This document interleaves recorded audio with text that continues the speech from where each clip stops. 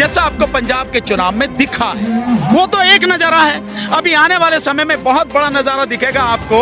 वो पश्चिम बंगाल में दिखेगा, वो आपको असम में दिखेगा, वो आपको तमिलनाडु में दिखेगा, हर जगह ये नजारा दिखेगा। ये राष्ट्रहित नहीं है, राष्ट्रहित के नाम पर, देश हित के नाम पर ये खुली लूट है जिसको अंधभक्त पूरा समर्थन दे रहे हैं। यही देश का सबसे बड़ा दुर्भाग्य है। जब तुझे हार्ट अटैक होता है या तेरे उसको हार्ट अटैक होता है तो एम्स में आके इलाज करवाता, अपनी गोलियां खा लेना जिन्हें मनाता। प्राइम मिनिस्टर ने जो वक्तव्य दिया उसके हिसाब से 10% कम करना था, यानी 73% आयात करना था। मोदी सरकार ने आयात किया 88%, यानी आयात 5% बढ़ा दिया। ये है मोदी सरकार का कहना। तो जो कहते हैं वो करते नहीं, और जो करते हैं उसे कभी कहते नहीं। फिर ओ नियत ये तेरी बेनकाब करेंगे, मजलूमों के दिफा के हम असबाब करेंगे। कार्यकर्ता को किसी भी कार्यक्रम में बुलाना छोड़ दे, नहीं तो अगर कुछ हो जाता है तो सारी जिम्मेदारी बीकेपी पे आ जाएगी। ये तो अच्छा कहा है उन्होंने, बिल्कुल सही कहा। ये तो बहुत पहले कर देना चाहिए था, बल्कि मैं समझता हूँ उन्हें घरों में, गाँव में भी नहीं घुसने देना चाहिए बीजेपी के कार्यकर्ताओं को। केवल वहाँ मीटिंग की तो बात ही छोड़ दीजिए, क्योंकि ये लोग जहाँ जाएंगे वहाँ पर गंद फैलाएंगे, वहाँ पर हिंसा फैलाएंगे, अच्छे खासे आंदोलन को बदनाम करने की कोशिश करेंगे। आप सब लोग इस बात को जानते हैं, इसलिए बहुत अच्छा कहा है उन्होंने और इनको रोकना चाहिए। न्यूयॉर्क टाइम्स जो है उसमें बहुत लंबा विज्ञापन निकल रहा है किसानों को लेकर के, लेकिन यहाँ की जो मीडिया है वो दिखा रही है कि यहाँ किसान आंदोलन खत्म हो रहा है। क्या विज्ञापन निकल रहा है ये बताओ ना। मानवाधिकार जो संगठन है, 8 लोग का संगठन है, वो लगातार इस मुद्दे को उठा रहे हैं किसान आंदोलन को लेकर के, जो खत्म करने की जो रणनीति। मैं ये नहीं समझ पाया हूँ कि आप यहाँ के गोदी मीडिया को क्यों बार बार लेके आते हो।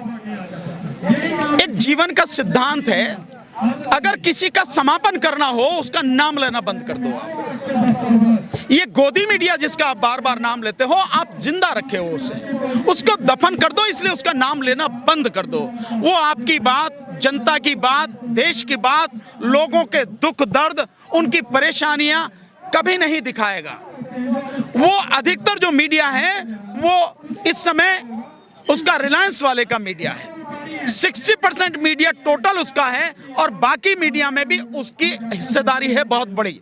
तो जितना मीडिया है वो इस समय कॉर्पोरेट मीडिया है, वो आपकी बात नहीं दिखाएगा, लोगों की बात नहीं दिखाएगा। आप जो सोशल मीडिया के साथी हैं आप दिखाएंगे, आप ही बताएंगे। तो जो न्यूयॉर्क टाइम की बात है वो बिल्कुल सही बात है, और न्यूयॉर्क टाइम में जो निकला है वो विज्ञापन, वो इस बात को सिद्ध करता है कि इस आंदोलन की गूंज न केवल देश में बल्कि इस समय दुनिया भर में हो रही है। वो यूरोप में भी है, वो कनाडा में भी है, वो यूएस में भी है, वो हर जगह लगातार इस आंदोलन की गूंज है, क्योंकि ये आंदोलन इस समय राष्ट्रव्यापी ही नहीं, ये आंदोलन अंतर्राष्ट्रीय स्तर का बन चुका है। और इस आंदोलन की तरफ दुनिया भर के किसान आंख लगाए देख रहे हैं, क्योंकि ये आंदोलन जिस तरह से चल रहा है, शांतिपूर्वक तरीके से चल रहा है, लगातार बढ़ता चला जा रहा है। वो भी ये देख रहे हैं कि अगर ये जो किसान है जिन मांगों को लेकर ये लड़ रहे हैं, ये मांगे इनकी सफल हो जाती हैं और एमएसपी कानून बन जाता है, तो वाकई में इस आंदोलन के बाद पूरी दुनिया में किसानों के आंदोलन होंगे। तो न्यूयॉर्क टाइम में जो छपा है वो इसकी एक झलक है। आज नीति आयोग की वीडियो कॉन्फ्रेंस में प्रधानमंत्री मोदी जी ने कहा है, पहला तो यही कहा कि 70 साल में सबसे ज्यादा विकास हुआ, राज्य और स्टेट दोनों ने मिलकर काम किया। नहीं, आपने गलत सुना होगा। वो मोदी जी बता रहे हैं कि 70 साल में इनकी सरकार में सबसे ज्यादा विनाश हुआ है, विकास नहीं विनाश। वो गलत सुना होगा आपने।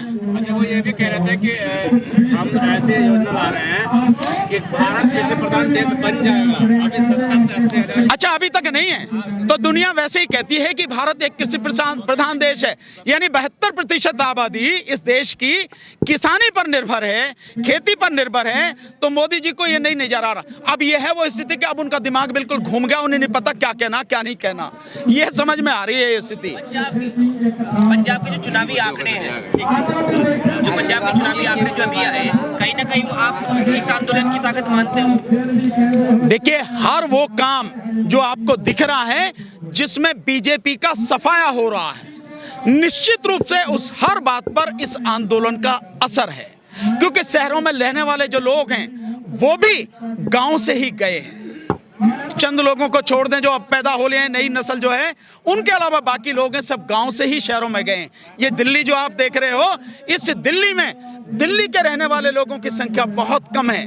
दिल्ली से बाहर दुनिया भर से और देश भर से जो आए हुए लोग हैं उनकी संख्या बहुत ज्यादा है। और वो लोग कहां से आए हैं?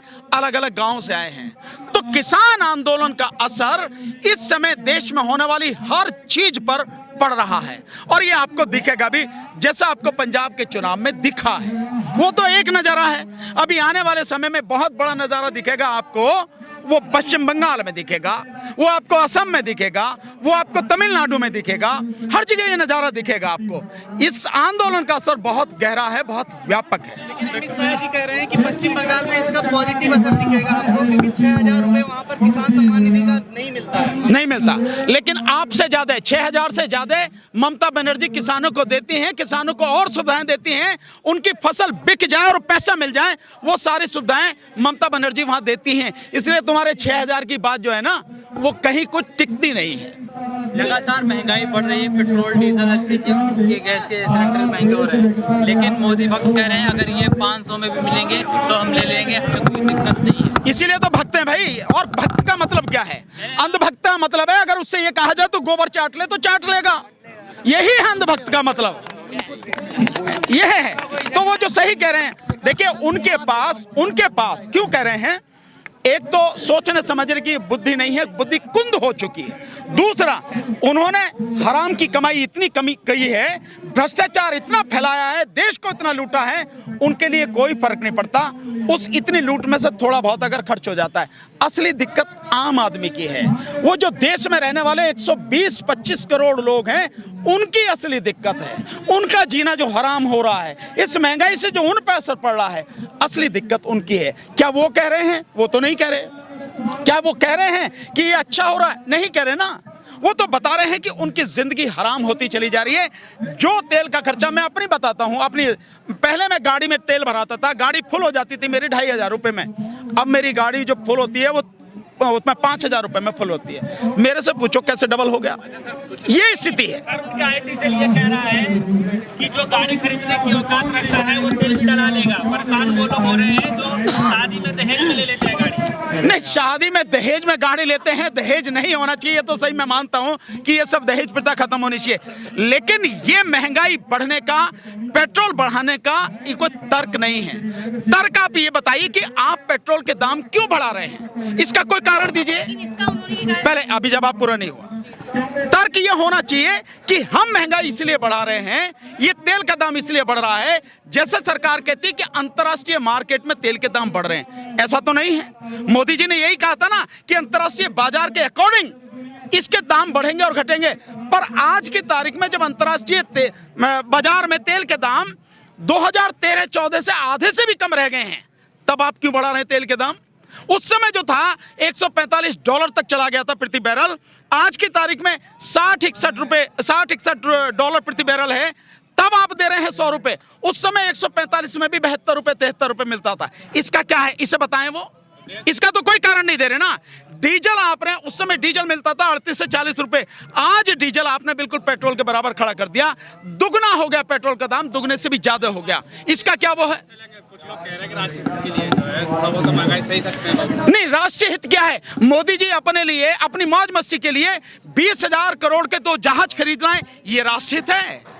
जिस समय देश का बेड़ा गर्क हो रहा है, 35 करोड़ लोग बेरोजगार हैं और देश में बुरी तरह से महामारी भी चल रही है। सरकार के हिसाब से बेरोजगारी लगातार बढ़ रही है, साथ में नौकरियां खत्म हो रही हैं, रोजगार मिल नहीं रहा, आर्थिक स्थिति जो है बहुत बदतर हो रही है। उस समय 20,000 करोड़ की नई संसद और उसके आसपास का राजपथ के दोनों तरफ की बढ़िया बिल्डिंगों को तोड़ के विस्ता प्रोजेक्ट बनाया जा रहा है। क्या ये राष्ट्रहित है? इसे राष्ट्रहित बोलेंगे आप? ऐसे समय में जो ये सारी चीजें कर रहे हैं, ये राष्ट्रहित के दायरे में आती हैं क्या? आपने इस देश की शिक्षा का बेड़ा गर्क कर दिया। जो सरकारी शिक्षा है उसको पूरी तरह से तबाह कर दिया। जो प्राइवेट सेक्टर है उसमें आपने उनको खुली छूट दे दी है, लूट की छूट दे दी है। क्या ये राष्ट्रहित है?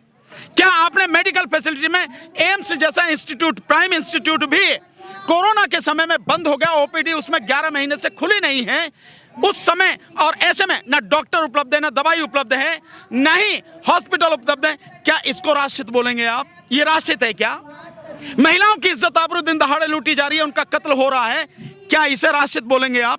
या राष्ट्रहित वो है आपका कि आपको एमएलए खरीदने हैं, आपको एमपी खरीदने हैं, सरकार बनानी है, सरकार गिरानी है, ये राष्ट्रहित है? हाँ, अगर ये राष्ट्रहित तो वाकई में उसके लिए जो हजारों करोड़ रुपए चाहिए मोदी जी को, वो तो वाकई में राष्ट्रहित की बात है। ये राष्ट्रहित नहीं है, राष्ट्रहित के नाम पर, देश हित के नाम पर ये खुली लूट है, जिसको अंधभक्त पूरा समर्थन दे रहे हैं। यही देश का सबसे बड़ा दुर्भाग्य है। वो जो है देश की सुरक्षा में उल्टी तरफ से लो, उल्टे तरफ से अलग आपको नहीं, कैसे पहुंचाई जाएगी उनसे ये पूछो ना। और तुम यार बार बार, मैं अभी थोड़ी देर पहले कहा नेशनल मीडिया, ये नेशनल मीडिया तुम हो, तुम अपने आप को छोटा कैसे आंक दो भाई? तुमने तो नहीं कहा नेशनल मीडिया, वो तो गोदी मीडिया है, वो तो गुलाम मीडिया है। ठीक है, रामदेव जी ये कह रहे हैं कि सबका रामबाण एक है, आप साइकिल और पैदल चलना शुरू कर दीजिए, पेट्रोल के दाम की कोई दिक्कत नहीं। उससे पूछा कि बकवास करने से पहले जिस अंग्रेजी गाड़ी में चलता है ना, उससे नीचे उतर पहले, तब बताइए साइकिल की बात। जब तुझे हार्ट अटैक होता है या तेरे उसको हार्ट अटैक होता है तो एम्स में आके इलाज करवाता, अपनी गोलियां खा लेना जिन्हें बनाता। ये जो चीजें इसका ठिकाना तो उन्होंने लेकिन पिछली सरकार में फोड़ दिया है कि वो आयात नहीं कर पाए। पिछली सरकार पे अगर फूट दिया ठीक रहा उन्हें, तो ये पूछो अच्छा पिछली सरकार कितना आयात करती थी और तुमने कितना किया? पूछा आपने? नहीं पूछा। मैं बताता हूं, पिछली सरकार आयात करती थी 83%। जितना क्रूड ऑयल हमारे यहाँ इस्तेमाल होता है उसका 83% पिछली सरकार आयात करती थी। मोदी सरकार को 10% कम करना था एज पर prime minister statement. Prime minister ने जो वक्तव्य दिया उसके हिसाब से 10% कम करना था, यानी 73% आयात करना था। मोदी सरकार ने आयात किया 88%, यानी आयात 5% बढ़ा दिया। यह है मोदी सरकार का कहना। तो जो कहते हैं वो करते नहीं, और जो करते हैं उसे कभी कहते नहीं। हल क्रांति की बात कर रहे हैं, एक बार लेकिन से दिखा चक्का जाम दो, को देखें, नीचे हाथ करो, नीचे हाथ करो, अभियान को देखें, बस बस। आज सरकार की ओर से हर चीज को विफल बताया गया है। सरकार तो विफल ही बताएगी, पर मैं आपसे पूछता हूं, आपने रेल रोको आंदोलन देखा? इस देश में, दुनिया की तो नहीं कहता हूं, पर इस देश में इतना बड़ा, इतना बढ़िया, इतना अनुशासित, इतना व्यवस्थित आंदोलन अब तक नहीं हुआ। अगर आप देखें उस दिन की रिपोर्ट्स, तो पंजाब में एक जगह इतना कम से कम 10,000 लोग एक स्टेशन पर रेल रोको आंदोलन में शामिल हुए, और उसमें महिलाओं की बहुत बड़ी हिस्सेदारी। उसी समय जिंद में देखिए, जिंद में जो महिलाओं की हिस्सेदारी है पुरुषों से ज्यादा थी।